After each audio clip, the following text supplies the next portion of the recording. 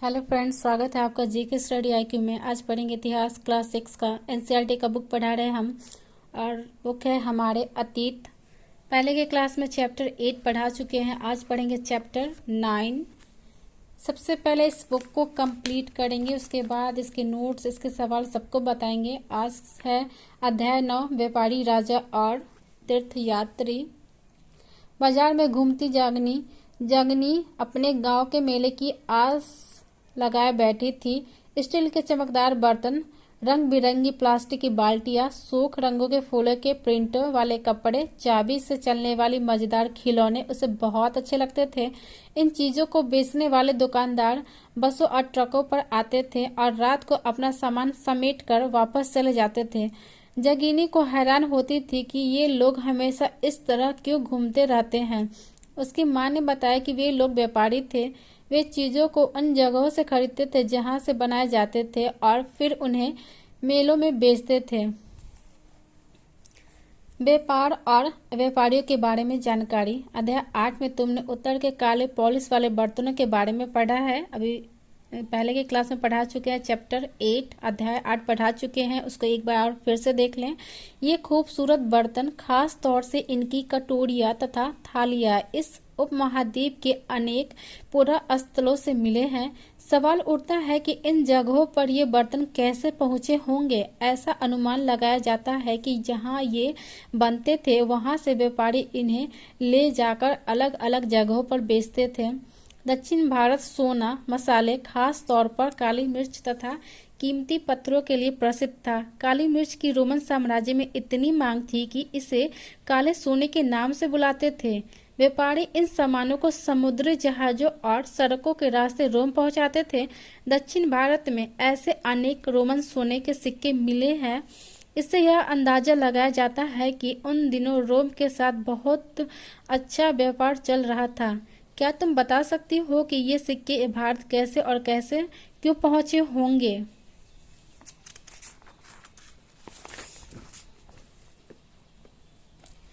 व्यापार से जुड़े एक कविता। व्यापार के प्रमाण हमें संगम कविताओं में भी मिलते हैं। नीचे लिखी कविता में पूर्वी समुद्र तट पर स्थित पुहार पतन पर लाए जाने वाले माल का वर्णन मिलता है। समुद्री जहाजों पर लाए गए तेज तर्रार घोड़े, गाड़ियों पर काली मिर्च की गठरियां, हिमालय से मिले रत्न और सोना, दक्षिण की पहाड़ियों से चंदन की लकड़ियां, दक्षिण सागर के मोती और पूर्वी सागर के मूंगे, गंगा और कावेरी की फसलें, श्रीलंका से आए खाद्यान्न, म्यांमार के बने मिट्टी के बर्तन और दुर्लभ कीमती आयात।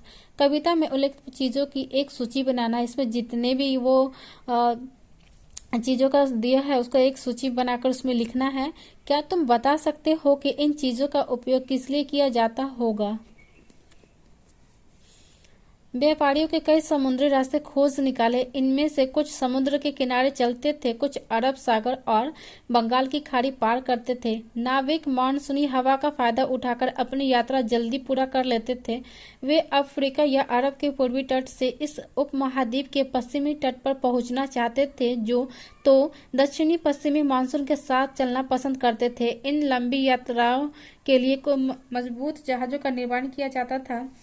समुद्र तटों से लगे राज्य। इस उपमहाद्वीप के दक्षिण भाग में बड़ा तटीय प्रदेश है। इनमें बहुत से पहाड़, पठार और नदी के मैदान हैं। नदियों के मैदानी इलाकों में कावेरी का मैदान सबसे उपजाऊ है। मैदानी इलाकों तथा तटीय इलाकों के सरदारों और राजाओं के पास धीरे धीरे काफी संपत्ति और शक्ति हो गई। संगम कविताओं में मुवेंद्रदार की चर्चा मिलती है। यह एक तमिल शब्द है जिसका अर्थ तीन मुखिया है। इसका प्रयोग तीन शासक परिवारों के मुखियाओं के लिए किया गया है। ये थे चोल, चेर तथा पांड्या।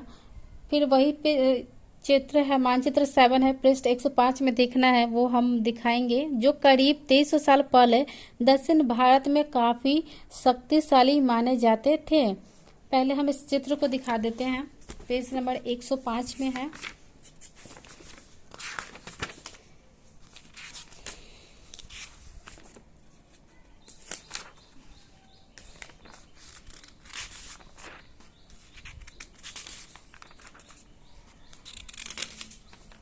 ये है मानचित्र जिसमें अच्छे से लिखा हुआ है।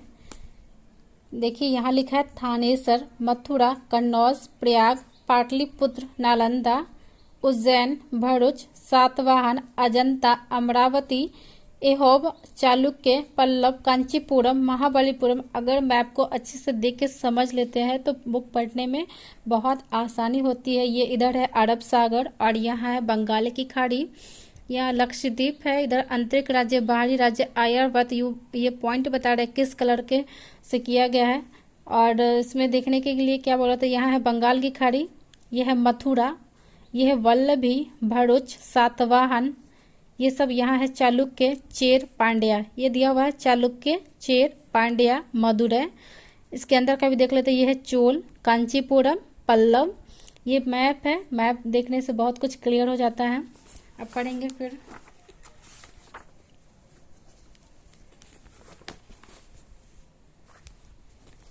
जो करीब 2300 साल पहले दक्षिण भारत में काफी शक्तिशाली माने जाते थे। इन तीनों मुखियाओं के अपने दो दो सत्ता केंद्र थे। इनमें से एक तटीय हिस्से में और दूसरा अंदरूनी हिस्से में था। इस तरह 6 केंद्रों में से 2 बहुत महत्वपूर्ण थे। एक चोलों का पतन पुहाड़ या कावेरी पट्टिनम, दूसरा पांड्यों की राजधानी मदुरै। हम अभी दिखाए थे मानचित्र में मदुरै कहाँ पे है और पांड्या कहाँ पे है, चेर कहाँ पे है। मानचित्र को अच्छे से माइंड में सेट कर ले। ये मुखिया लोगों से नियमित कर के बजाय उपहारों की मांग करते थे। कभी कभी ये सैनिक अभियानों पर भी निकल पड़ते थे और आसपास के इलाकों से शुल्क वसूल कर लाते थे। इनमें से कुछ धन वे अपने पास रख लेते थे, बाकी अपने समर्थकों, नाते रिश्तेदारों, सिपाहियों तथा कवियों के बीच बांट देते थे। अनेक संगम कवियों ने उन मुखियाओं की प्रशंसा में कविताएं लिखी जो उन्हें कीमती जवाहरात, सोने, घोड़े, हाथी, रथ या सुंदर कपड़े दिया करते थे। इसके लगभग 200 वर्षों के बाद पश्चिम भारत मानचित्र फिर उसी मानचित्र को देखने के लिए कह रहा, जहाँ पे सातवाहन नामक राजवंश का प्रभाव बढ़ गया था। सातवाहन कहाँ था हम अभी दिखा चुके हैं मानचित्र में, और इसी क्लास में एक मानचित्र का भी हम वो पिक्चर डाल चुके हैं, उसे भी आप अच्छे से देख लीजिएगा।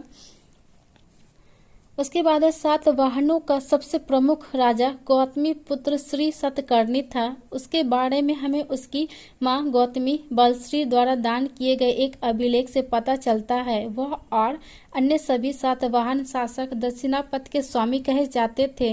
दक्षिणापथ का शाब्दिक अर्थ दक्षिण की ओर चले जाने वाला रास्ता होता है। पूरे दक्षिण क्षेत्र के लिए भी यही नाम प्रचलित था। श्री सतकर्णी ने पूर्वी, पश्चिमी तथा दक्षिण तटों पर अपनी सेनाएं भेजी।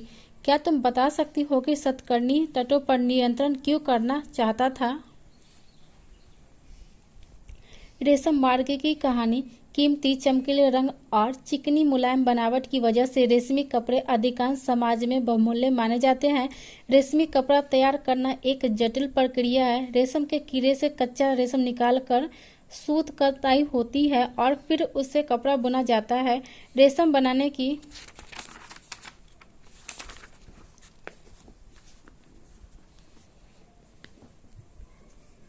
तकनीक का आविष्कार सबसे पहले चीन में करीब 7000 साल पहले हुआ।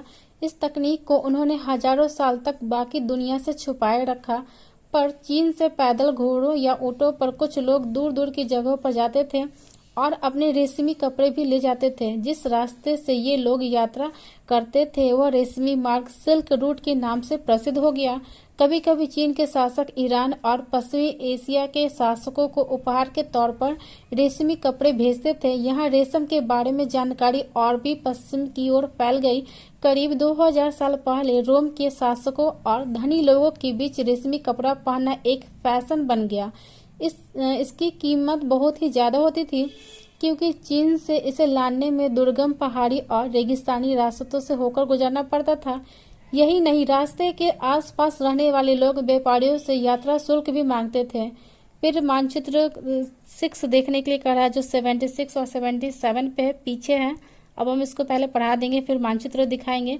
इसमें सिल्क रूट तथा उसकी शाखाओं को दिखाया गया है। कुछ शासक इसके बड़े हिस्सों पर अपना नियंत्रण करना चाहते थे क्योंकि इस रास्ते पर यात्रा कर रहे व्यापारियों से उन्हें कर, शुल्क तथा तोहफों के जरिए लाभ मिलता था। इसके बदले इसके बदले ये शासक इन व्यापारियों को अपने राज्य से गुजरते वक्त लुटेरों के आक्रमणों से सुरक्षा देते थे। सिल्क रूट पर नियंत्रण रखने वाले शासकों में सबसे प्रसिद्ध कुषाण थे। करीब 2000 साल पहले मध्य एशिया तथा पश्चिमोत्तर भारत पर इनका शासन था। पेशावर और मथुरा इनके दो प्रमुख शक्तिशाली केंद्र थे। तक्षशिला भी इनके ही राज्य का हिस्सा था। इनके शासन काल में ही सिल्क रूट की एक शाखा मध्य एशिया से होकर सिंधु नदी के मुहाने पत्तनों तक जाती थी। फिर यहाँ से जहाजों द्वारा रेशम पश्चिम की ओर रोमन साम्राज्य तक पहुँचता था। इस उपमहाद्वीप में सबसे पहले सोने के सिक्के जारी करने वाले शासकों में कुषाण थे। सिल्क रूट पर यात्रा करने वाले व्यापारी इनका उपयोग क्या करते थे। यहाँ पे फिर कुछ सवाल दिया है। सिल्क रूट पर गाड़ियों का उपयोग क्यों कठिन होता था। चीन से समुद्र के रास्ते भी रेशम का निर्यात होता था। मानचित्र 6 देखने के लिए कह रहा है, पहले की क्लास में भी दिखा चुके हैं, पेज नंबर 76 पे, उसमें भी आप देख सकते हैं। बौद्ध धर्म का प्रसार। कुषाणों का सबसे प्रसिद्ध राजा कनिष्क था। उसने करीब 1900 साल पहले शासन किया। उसने एक बौद्ध परिषद का गठन किया जिसमें एकत्र होकर विद्वान महत्वपूर्ण विषयों पर विचार विमर्श करते थे। बुद्ध की जीवनी बुद्ध चरित्र की रचना कर कवि अश्वघोष कनिष्क के दरबार में रहते थे। अश्वघोष तथा अन्य बौद्ध विद्वानों ने अब संस्कृत में लिखना शुरू कर दिया था। इस समय बौद्ध धर्म की एक नई धारा महायान का विकास हुआ। इसकी दो मुख्य विशेषताएं थी। पहले मूर्तियों में बुद्ध की उपस्थिति सिर्फ कुछ संकेतों के माध्यम से दर्शाई जाती थी। मिसाल के तौर पर उनकी निर्वाण प्राप्ति को पीपल के पेड़ की मूर्ति द्वारा दर्शाया जाता था, पर अब बुद्ध की प्रतिमाएं बनाई जाने लगी। इनमें से अधिकांश मथुरा में तो कुछ तक्षशिला में बनाए जाने लगी। दूसरा परिवर्तन बोधिसत्व में आस्था को लेकर आया। बोधिसत्व उन्हें कहते हैं जो ज्ञान प्राप्ति के बाद एकांतवास करते हुए ध्यान साधना कर सकते थे, लेकिन ऐसा करने के बजाय वे लोगों को शिक्षा देने और मदद करने के लिए सांसारिक परिवेश में ही रहना ठीक समझने लगे। धीरे धीरे बोधिसत्व की पूजा काफी लोकप्रिय हो गई और पूरे मध्य एशिया, चीन और बाद में कोरिया तथा जापान तक भी फैल गई। बौद्ध धर्म का प्रसार पश्चिमी और दक्षिणी भारत में हुआ, जहां बौद्ध भिक्षुओं के रहने के लिए पहाड़ों में दर्जनों गुफाएं खोदी गई।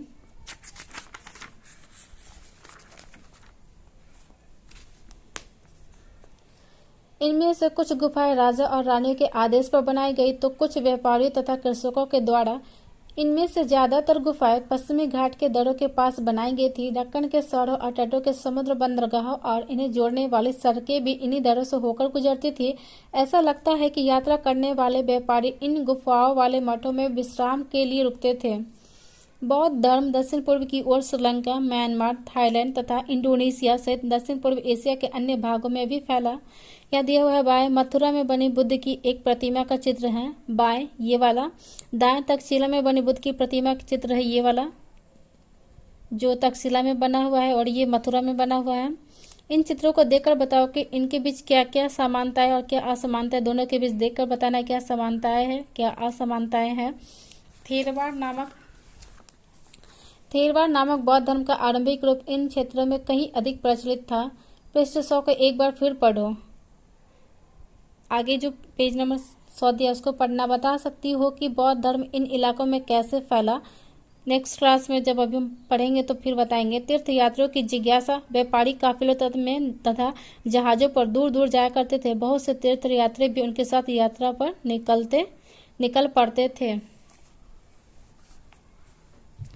तीर्थ यात्री वे स्त्री पुरुष होते थे जो प्रार्थना के लिए पवित्र स्थानों की यात्रा किया करते हैं।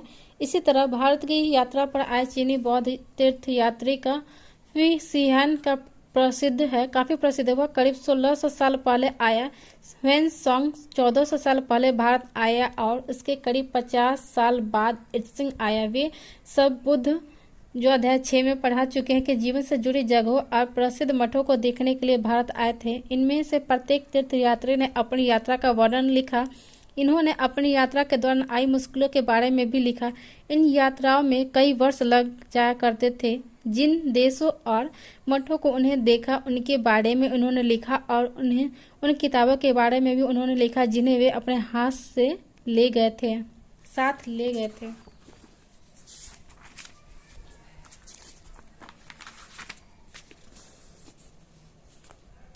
फ़ासियन ने अपने घर चीन वापस लौटने के लिए अपनी यात्रा बंगाल से शुरू की। वह फ़ाहियान हम लोग जो दूसरे बुक में पढ़ते हैं एनसीईआरटी में, ये ऐसे ही लिखाता है। वह व्यापारियों के एक जहाज पर चढ़ा। मुश्किल से वे 2 दिन ही चल पाए थे कि एक समुद्र तूफान में फंस गए। व्यापारी अपने जहाज को डूबने से बचाने के लिए उनमें से अपने माल को फेंककर जहाज को हल्का करने की कोशिश करने लगे। फ़ाहियान, जहाँ हम लोग दूसरे बुक में पढ़ते हैं, यहाँ है फ़ासियन ने भी अपने सामान को फेंक दिया, पर अपनी उन पांडुलिपियों और बुद्ध की मूर्तियों को नहीं फेंका जिन्हें उसने अपनी भारत यात्रा के दौरान संकलित की थी। अंततः 13 दिनों के बाद आंधी रुकी। उसने समुद्र का वर्णन इस प्रकार किया है। समुद्र असीम है। सूर्य, चांद या तारों की गति को देखे बिना यह पता लगा पाना असंभव है कि पूर्व किधर है या पश्चिम किस दिशा में है। अगर बरसात और अंधेरा हो तो जहाज को हवा की रुख में ले जाने के अलावा और कोई दूसरा चारा नहीं है। जावा पहुंचने में उसे 90 दिन से भी ज्यादा लगे। वहां वह 5 महीने के लिए रुका। इसके बाद दूसरे व्यापारी जहाज में चढ़कर वह चीन पहुंचा। स्वयं त्यांग्स भूमार्ग से उत्तर पश्चिम और मध्य एशिया होकर चीन वापस लौटा। उसने सोने, चांदी और चंदन की लकड़ी की बनी बुद्ध की मूर्तियां तथा 600 से भी अधिक ज्यादा पांडुलिपियां एकत्र की थी। उन्हें वह 20 घोड़ों पर लाद कर ले गया, पर इसमें से 50 पांडुलिपियां उस समय खो गई जब सिंधु नदी पार करते हुए उसकी नाव उलट गई। अपने जीवन का बाकी हिस्सा उसने बची हुई पांडुलिपियों का संस्कृत से चीनी अनुवाद करने में लगा दिया। नालंदा शिक्षा का एक विशिष्ट केंद्र। स्वयं त्यांग्स तथा अन्य तीर्थयात्रियों, उस समय के सबसे प्रसिद्ध नाम कुछ ऐसा ही है। प्रसिद्ध बौद्ध विद्या केंद्र नालंदा बिहार में अध्ययन किया। उसने नालंदा के बारे में इस प्रकार लिखा है। यहाँ के शिक्षक योग्यता तथा बुद्धि में सबसे आगे हैं। बुद्ध के उपदेशों का वह पूरी ईमानदारी से पालन करते हैं। मठ के नियम काफी सख्त है जिन्हें सबको मानना पड़ता है। पूरे दिन वाद विवाद चलते ही रहते हैं जिससे युवा और वृद्ध दोनों ही एक दूसरे की मदद करते हैं। विभिन्न शहरों से विद्वान लोग अपनी शंकाएं दूर करने यहाँ आते हैं। नए आगंतुकों से पहले द्वारपाल की कठिन प्रश्न पूछते हैं। उन्हें अंदर जाने की अनुमति तभी मिलती है जब वे द्वारपाल को सही उत्तर दे पाते हैं। 10 में से 7-8 सही उत्तर नहीं दे पाते हैं। भक्ति की शुरुआत। इन्हीं दिनों देवी देवताओं की पूजा का चलन भी शुरू हुआ। बाद में हिंदू धर्म की यह प्रमुख पहचान बन गई। इनमें शिव, विष्णु और दुर्गा जैसे देवी देवता शामिल हैं। इन देवी देवताओं की पूजा भक्ति परंपरा के माध्यम से की जाती थी। भक्ति उस समय काफी लोकप्रिय परंपरा बन गई। किसी देवी या देवता के प्रति श्रद्धा को ही भक्ति कहा जाता है। भक्ति का पद सबके लिए खुला था, चाहे वह धनी हो या गरीब, ऊंची जाति का हो या नीची जाति का, स्त्री हो या पुरुष। भक्ति मार्ग की चर्चा हिंदुओं के पवित्र ग्रंथ भगवत गीता में दी गई है। भगवत गीता महाभारत अध्याय 8-11 देखो का एक हिस्सा है। 11 भी पढ़ाएंगे इसके बाद वाले चैप्टर में। इसमें भगवान कृष्ण अपने भक्त और मित्र अर्जुन को सभी धर्मों को छोड़कर उनके शरण में आने का उपदेश देते हैं, क्योंकि केवल कृष्ण ही अर्जुन को सारी बुराइयों से मुक्ति दिला सकते हैं। पूजा का यह रूप धीरे धीरे देश के विभिन्न भागों में फैलने लगा। भक्ति मार्ग अपनाने वाले लोग आडंबर के साथ पूजा पाठ करने के बजाय ईश्वर के प्रति लगन और व्यक्तिगत पूजा पर जोर देते थे। भक्ति मार्ग अपनाने वालों का यह मानना है कि अगर अपने आराध्य देवी या देवता की सच्चे मन से पूजा की जाए तो वह उसी रूप में दर्शन देंगे जिसमें भक्त उसे देखना चाहते हैं। इसलिए आराध्य देवी या देवता मानव के रूप में भी हो सकते हैं या फिर सिंह, पेड़ या अन्य किसी भी रूप में। जैसे जैसे इस विचार को समाज द्वारा स्वीकृति मिलती गई, कलाकार देवी देवताओं की एक से बढ़कर एक खूबसूरत मूर्तियां तैयार करने लगे।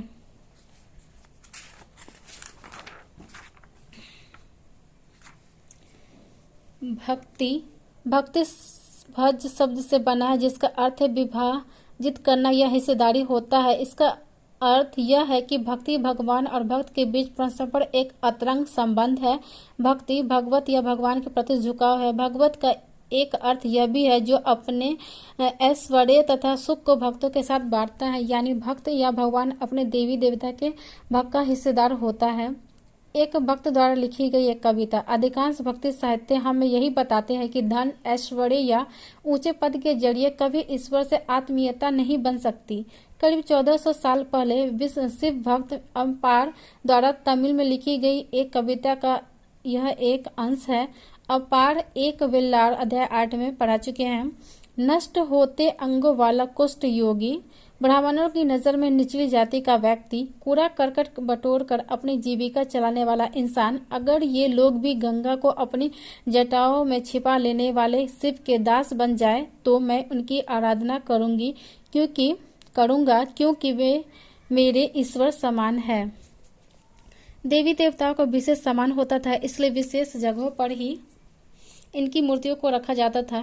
इन स्थानों को ही मंदिर कहते हैं। अध्याय 11 में तुम मंदिरों के बारे में पढ़ोगी। भक्ति परंपरा में चित्रकला, शिल्प कला और स्थापत्य कला के माध्यम से अभिव्यक्ति की प्रेरणा दी है।